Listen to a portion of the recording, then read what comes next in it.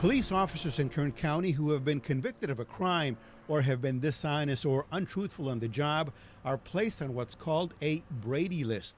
It's an unofficial, confidential list known only by the Kern County District Attorney's Office.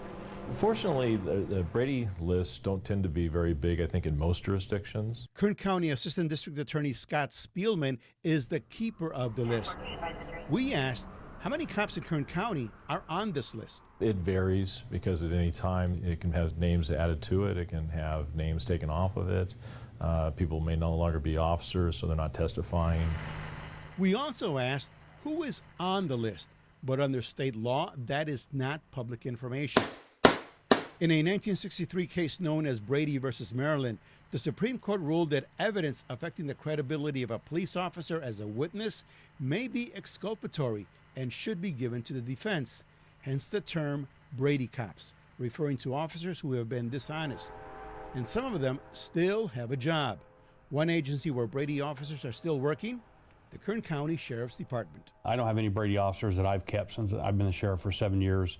But prior to that, there are people here who are Brady officers, yes. Kern County Sheriff Donnie Youngblood says he can't fire these officers because they've already been disciplined prior to him becoming sheriff. Over at the Bakersfield Police Department, it also has a zero-tolerance practice for dishonest cops. The only time that a Brady issue would be of material issue would be if we kept the officer employed who has lied. So because we don't have any officers who are employed who have lied, then Brady is not really an issue for us.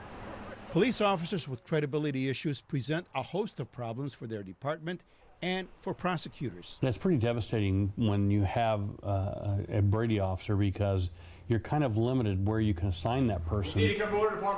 For prosecutors, a Brady officer testifying in court can undermine their case, as prosecutors are required by law to disclose any exculpatory information to the defense. Police misconduct can assume many forms. Kern County Public Defender Conrad Moore notes, however, that getting access to a Brady officer's past is not an easy process.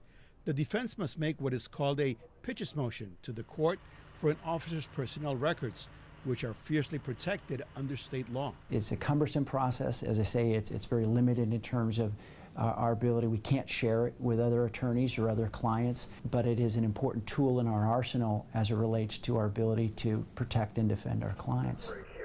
Different police agencies have different ways of dealing with a Brady officer.